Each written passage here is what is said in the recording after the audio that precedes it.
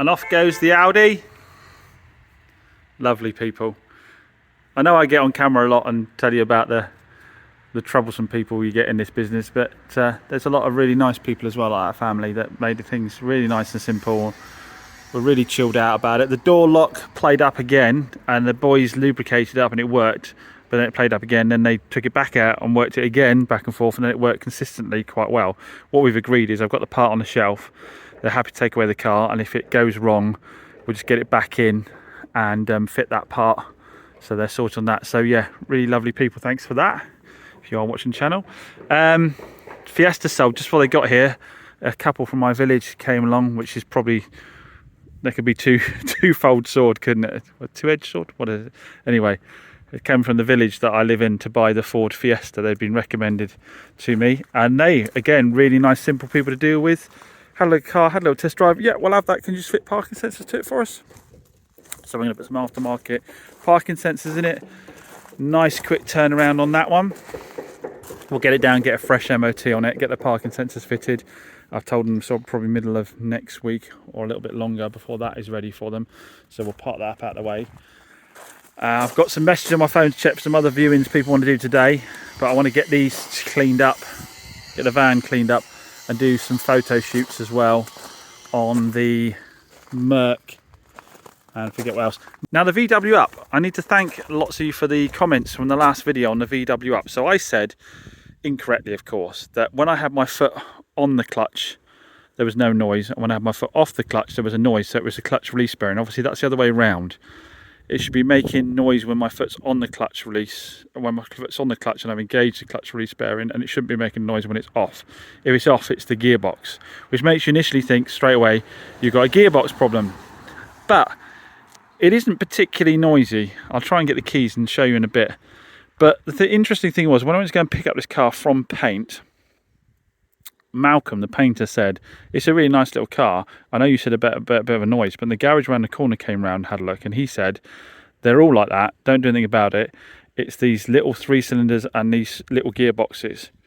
I thought, that sounds a little bit like, you know, if I took it to a garage, that's the kind of thing where the garage would go, oh no, the dealer's ripped you off, that's got a bad gearbox. So I thought it's one of those situations where it's okay to say it now, but is that really going to be the case if a customer brings a car to somebody else? But I put the video out, and again, I want to thank you all. I put a video out, and loads of you got in the comments said, James, I've had a VW up, they make that noise. They make that noise. It's a well-known thing. And like I say, I think Royston, you said it. A couple of other people that have owned them themselves have said it. A couple of dealers that have had them said it. So I thought I'll go and check this out a bit more. So I went online and I went and checked out. And I actually found one of the VW groups had given a release from Volkswagen regarding this subject. I'm going to try and put it up on the screen now. And Volkswagen were saying, because they had complaints about this, that actually it's a characteristic of the cars. They said that because the design of the car, you will get a little bit, I'm not explaining it probably as well as this post is if I've managed to get on screen, you will get a bit of a chatter from the box. So it looks like it's not something I should be actually looking to fix, because it's not inherently broken. And people were saying in the comments, you know, some people had some with 9,000 miles on, people had some with 80,000 miles on, people had some from brand new that had got to 80,000 miles and had that noise all along. It's not something that's actually going to fail. I'm going to get the keys and see if we can't hear the noise a second. Right, it might be not quite noisy enough for you to hear, but we'll see. We'll see. So, the other thing that makes me think it is what people are saying is it quietens down as the engine gets warm as well. So let's put the wipers down. So that's the clutch. Turn the fan off as well. That's the clutch in. That's the clutch out.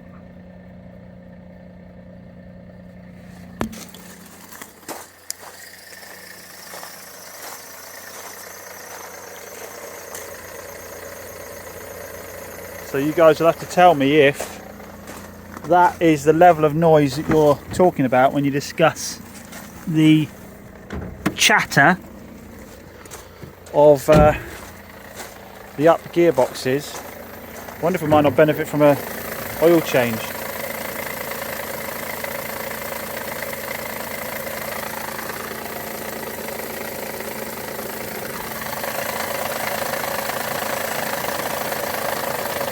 does sound like it'd be about where the clutch release bearing is though. Doesn't sound actually too bad from inside the engine bay. It almost sounds worse inside the car.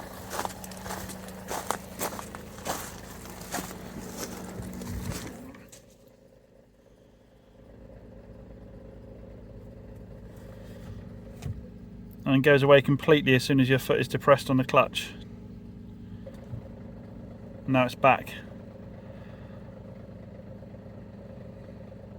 Sounds too noisy to me. I know what everybody's saying, but I don't like it. It still sounds too noisy to me. And the fact that it goes away completely when the clutch is depressed. I think I might get the boys to look at that. I can't decide. I need more comments down below. Is that the level of noise that's acceptable for up, or is that something else completely different? But I think I'll get it down to Moore's and get a second opinion. No point cleaning it up until I've gone down there, because no point photographing it and advertising or anything like that if they decide it needs a box. So I'll move to photographing the stuff that I do know is good to go, which includes this C4 Picasso here. In fact, actually it does need to go down and get an MOT, but this is the C4 Picasso that I bought from the main dealer as a bulk load of really cheap cars. What I pay for this? I want to say £500, £600 maybe.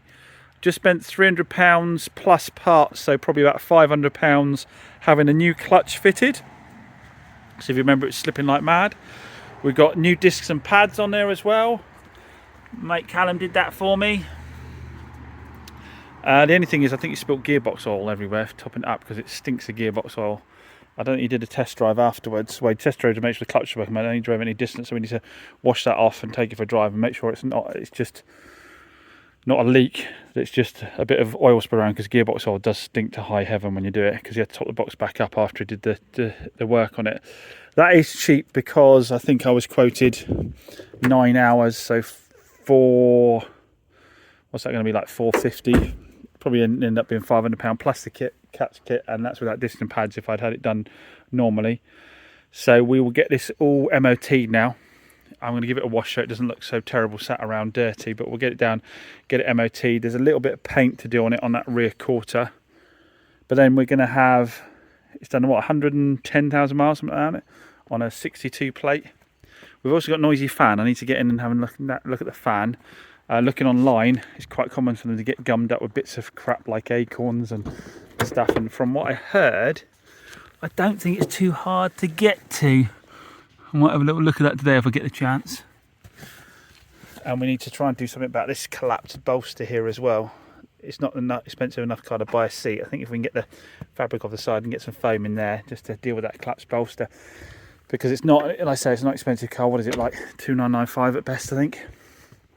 Which I think should probably be a bit more based on the fact it's got a brand new clutch in it, and we did oil and filters. So clutch, oil and filters, discs and pads, get a fresh MOT on it, sort the fan out, do the bit of paint.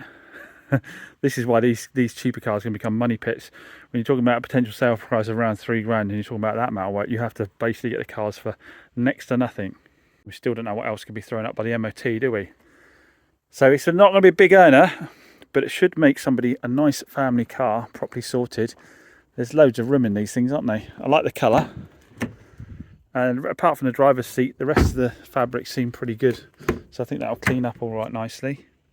But yeah, I couldn't have bought this and then paid normal retail rates to have the work done on it. It's only because I had some friends that were happy to work on a driveway for a nominal cash fee that I was able to do this and potentially still come out of it with a profit. Just a reminder why I do buy this stuff still is, I've said it time and time again, with the main dealers, you do not want to open the door to somebody else. So you want to be the easiest person in the world to go with, to do business with. That's why I bought that and the Astra with the bad gearbox, because I made life easy for them. And obviously I think I got them cheap enough to come out of them and make some cash.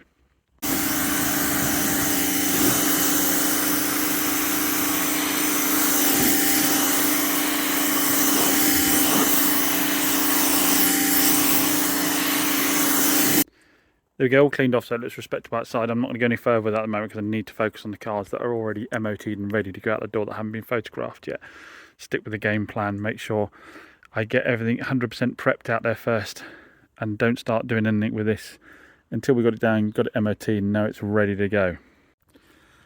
Just had a couple come by looking for the Dacia Duster that's down with Moore, still having its work done. And they said, it's all right, we'll pop down and see if we can see it outside. They went down to Moore's and it turned out Chris was there. He's let them in, let them have a good look around the Duster. Very kind of him on a Saturday. They're not all normally open. They popped back up and see me, and they've left a deposit to have first refusal on it when it's back from the MOT. So that looks like another Dacia is going to fly out the door. I've had some other messages on that today as well. Had 2 cancellations today. One on the Peugeot estate because I wouldn't give her what she wanted on part exchange on her car. Issue being that she only bought it 5 months ago from a dealer, so she paid full retail price for it. And she's already looking to shop it in. That's already going to be painful. And somebody else that was looking at financing the Peugeot 2008, who's decided that I think they want a different type of 4x4 now. So we've had a couple of cancels, which I don't mind because they've cancelled. So let me know they're not coming. And it means I'm not going to hang around for them specifically waiting to see if they turn up. So that's no problem at all. We can crack on with other stuff. Picasso looks quite nice outside, all cleaned up, doesn't it? We'll get some paint done on that. So I'm now going to get the i30 into the workshop ready for Davey on Tuesday so he can come and do a bit of paint for me on this one. Where do I need paint again? I need paint on that corner and the other corner. I want to do that before I get it down for MOT so that when it comes back from MOT we can give it a valet and it can be ready for sale again, because I've got a feeling that'll be another quick seller because I think that's a sub 5k as well. So we'll get that moved in next. Firstly, I just want to clean the eye-go off and get the photos done that because I haven't got around to doing that yet. So I kept myself busy today. I've been on my own today. I quite like to have a day every now and then just on my own, just to chill out a bit. Photographed the B class, I keep calling it A class, don't I? Managed to get rid of the locking situation. I went in and put it back to factory settings so it isn't auto locking as you drive off, because that's a feature you need to turn on. So that actually resolved that for free. Either that or the battery's got more charge in it now and it's not doing it anymore. So that is all good to go out on. Photographed a Fiat 500 of Mike as well. So that's all photographed. Just need to repair the door handle and I need to repair to the passenger seat, driver's seat, so it folds forwards. The handle's broken. I need to get hold of one of those. I'm going to drive home the Jeep because the chap got it dirty the other day and I haven't cleaned it since. And I actually haven't done a proper drive out in this yet. And as I said when I first got it, Mrs. Chops loves these and she hasn't actually had a chance to drive it yet. And Brooke likes to go for coffee on a Sunday and likes to go in something different, so she'll enjoy going down it. So lots of good reason to take it for a little spin and see how this 4 litre performs. I've driven a Jeep to Brooke, who was doing her bit for Christmas, selling her dog biscuits. What flavour are they getting? Carrot and cinnamon. Carrot and cinnamon. Peanut butter. Peanut butter. They're homemade, aren't they? Yep. Have all natural ingredients. So 5 biscuits for £1. We'll probably set her up a little website if any of you want some of those, because she's now decided she's going to make big batches of these.